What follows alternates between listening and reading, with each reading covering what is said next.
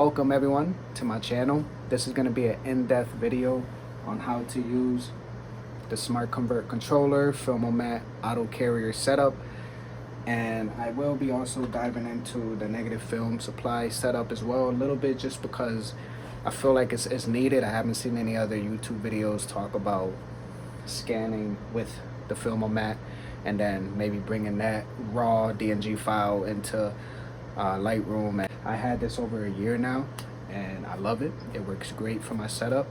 I don't use it as much though, so spoiler alert. But let's dive into everything. I have a roll here. It's a Fuji 400 roll, and I'm just gonna use this for an example today. Alright, so a few things I want to note. This cord right here, if you're gonna use a Fuji X-T30, you're gonna need a specific cord to connect from your camera to the machine. It took me a while to figure out what cord I need. I bought, I believe, 3 of them. But if you're interested, if you have a Fuji, just let me know. I'll put the one that I bought in the description. Oh, and one more thing.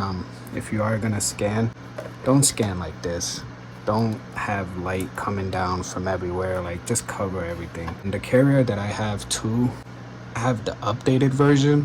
So the border I have just has a little bit more room on it. So of course I could bring this higher and show more of the border, but if I want to do border scans, I just normally do full sprocket border scans with the negative film supply setup. Yeah, so I do have the updated version. Make sure you have the latest update for SmartConvert. I'm on 3.40. I go to advanced settings and I make sure that my hot folder is selected to the right location where I tether. I'm gonna title it SmartConvert. You want to make sure that you lock it in place first and then you focus on the grain. There you go. Since everything's focused good, you're gonna want to take a picture of your light source, and you're gonna find that picture that you took of your light source. You're gonna go to change calibration. It's fine. Always make sure that you have this setting on if you're using Fuji, because if you don't, you will dislike your images. There'll be these weird dot like patterns and green stuff, and it just would be horrible. For the radius for auto crop, I just leave it at 25.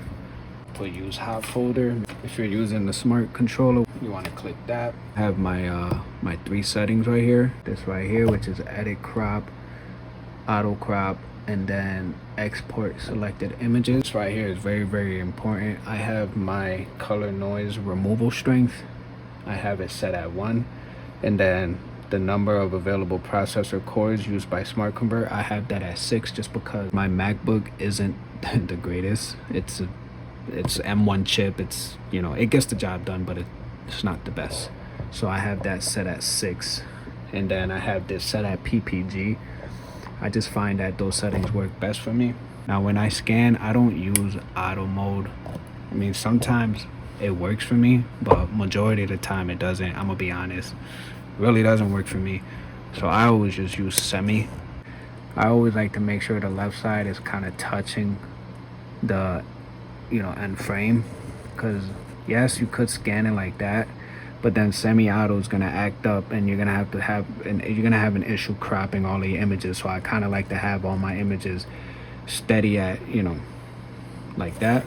So what I'll do is I'll scan them like that. So boom, right, then it's gonna recognize the second image, boom.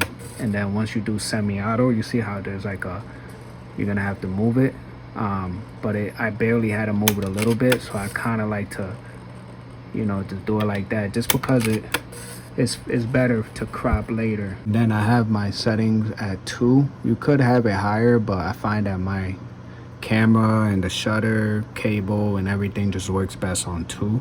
Sometimes I might even do slower, but I just leave it around there.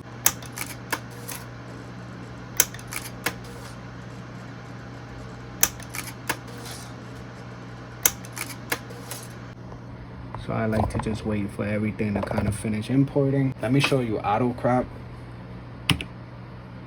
You see, auto crop just doesn't really do it right.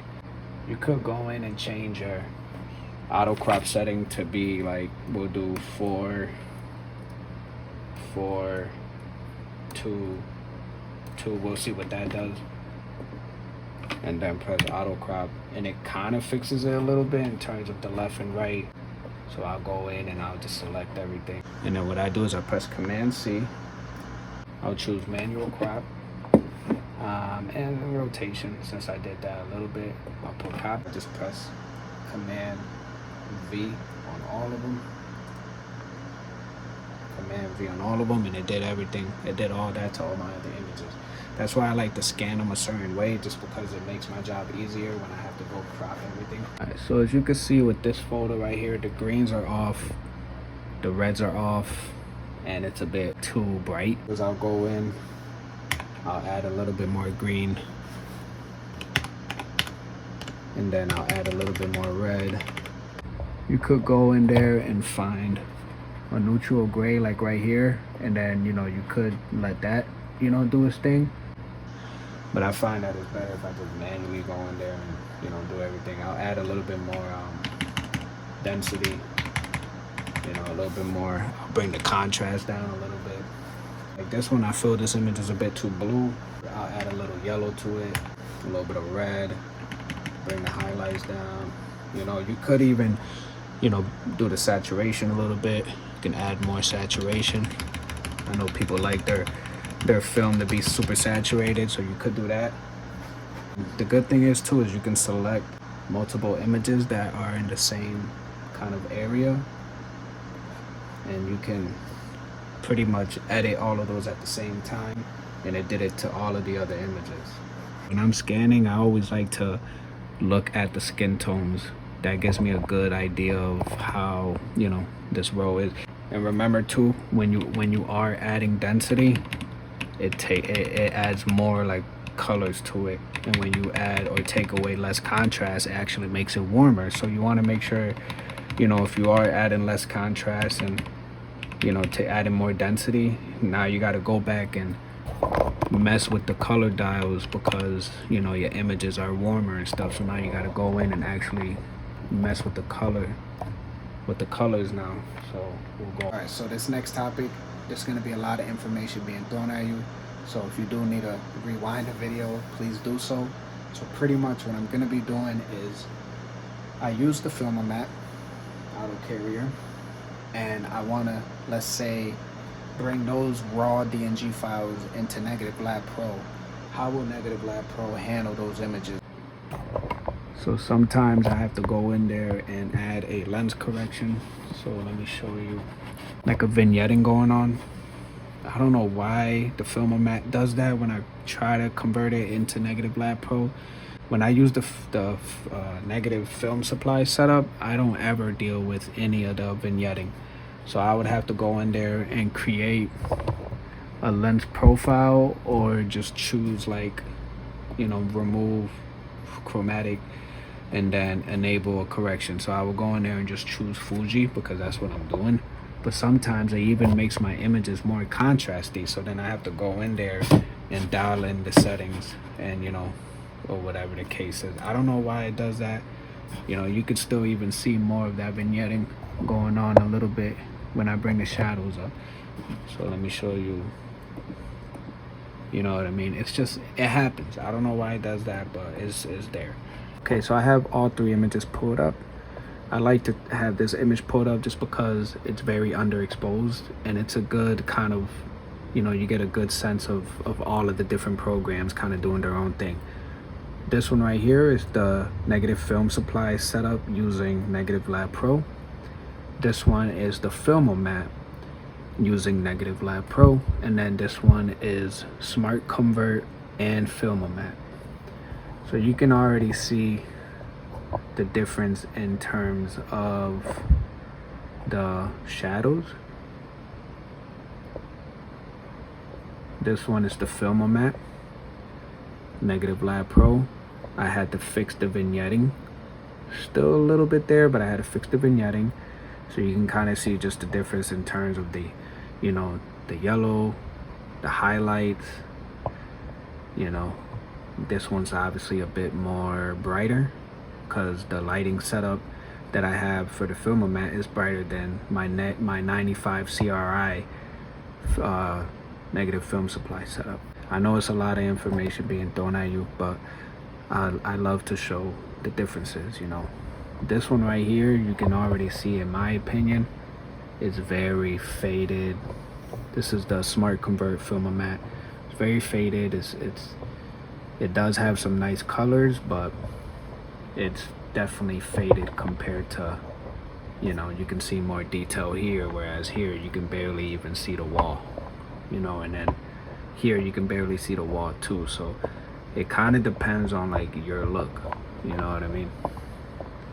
Another good example of how SmartConvert handles different film stocks. Just, it works great for certain images. Negative Lab Pro and negative film supply setup versus the Filmomat and SmartConvert setup.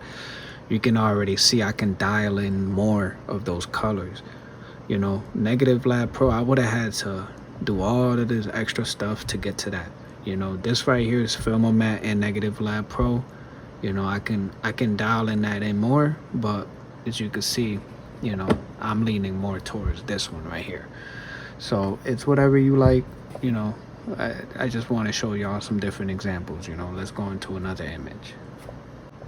Here we have, obviously again, SmartConvert, Filmomat, Negative Lab Pro, negative film supply. And then this one is the Filmomat and converted into Negative Lab Pro. You can see the like drastic, like it's just so different. This is when like scanning and having other people scan your film is like so important, because different softwares, especially the older scanners like the Noritsus, those just throw a color profile on there, and then, you know, the lab technicians kind of, you know, put in their you know, what they think looks best on your image. But just these three alone, you can already see like how much you can, you know, the skies, like here's more blue, here's more yellow, the skin tones more yellow. You know, I feel like that looks about right in my opinion. But then like I feel like the grays work best here, whereas here is too dark. You know, the greens work best, the orange, like it's just it's so different, you know, like it's just so different. So it really depends on what you want. Like some people like the warmer look, some people like the neutral look, some people like that pastel type look. It's really whatever you want. Now I have this final image up, so you can see we have negative film supply with Negative Lab Pro. We have Filmomat with Negative Lab Pro, and then SmartConvert and Filmomat. So same thing. The reds are more good over here. You know, you have a more warmer look, but then it doesn't handle underexposure that good, whereas like this one kind of does. And I can dial in more on all of these, you know. I'm leaning more towards this one just because I feel that the this is how it looked when I took the photo. You know, it was a more bluer sky. It really depends on what you're going for, you know.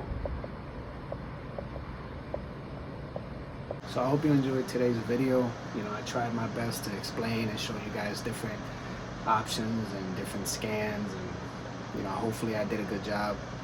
If you do have any questions, please comment below and share this video, like this video, please subscribe. It really helps grow the channel. I'm trying to do a lot more videos and hopefully give you guys a tour of this space, but I really appreciate the love and the feedback. So have a good one, y'all. Take care. Peace.